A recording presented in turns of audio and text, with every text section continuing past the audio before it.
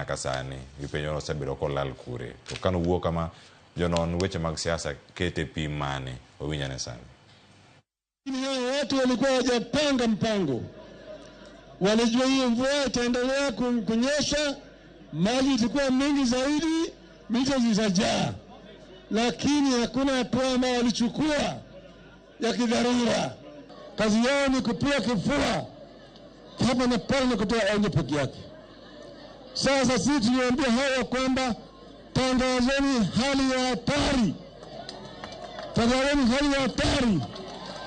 Sema kwamba hii mambo ya mafuriko is a national disaster. Wasibomoe manyumba kule Mkuru kwa Njenga. Sasa wakijaribu kubomoa, ita sisi tutakuja sisi na nyinyi.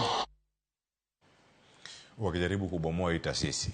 Wachman tie karka kagitemo serikal dada roganda kuni magidake. Gimano maida chako kanyo Steve Kasani Raila Odinga joka uoyo. Eno wachma bino sekelo pogruok.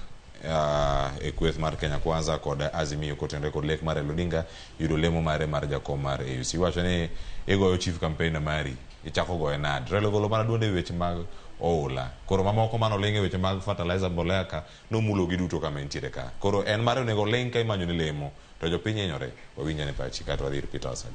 Mokwongo kuom wach ma jakom wacho no. En opposition leader.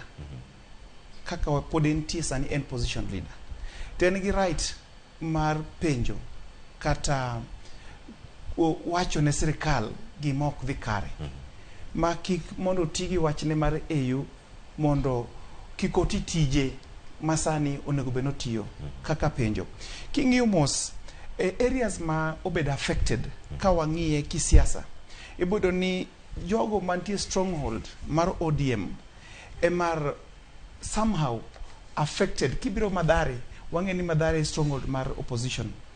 Jok mono hinyrego gini jo opposition. Koro jakom ni gi teko te mar penjo matek kamano. To kama apogra kod jakom matin en mar mondo landi hali hatari. Kolure gi weche mag midhiero masani omakwa mag weche pi. Mano en siasa. Ka ine sirikal tilando hali hatari ni okinyal prove ni okinyal take charge, ionge teko, onge giming'eyo office. Koro gino nitie kaka odimin sirikal.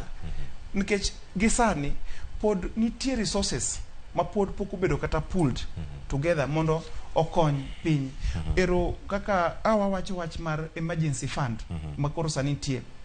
For example, king'iyo Baringo, apani en Baringo South ka ng'iye maber, gin gi about 8 million pesa mar emergency. Gin about 3.2 million pesa magitiyo go sports. Nitie counties moko bed affected kabisa. To gin gi emergency funds gi. Koro SKDF pod nitie kae. Pod gitime evacuation gikonyo ji koni gi koni. Koro oken gima kare ka walando ni wane hali hatari to sirikal pok otiyo gi resources te mintie mo loso gimoro. To mar ariyo okinyal wacho ni in hali hatari nikech ng'ama konyi kiseting'o badi ndwa no konyi ng'ata nyalo konyi jo wash ni ka biro konyi ng'ato biro kelo contrabands moko no kelo chiemo to keto cocaine bende ye kanyo gikonyi, you become helpless. Erokamano ahinya. Peter Osaga kama intiere wacho ni oket weche mag oula obed national disaster.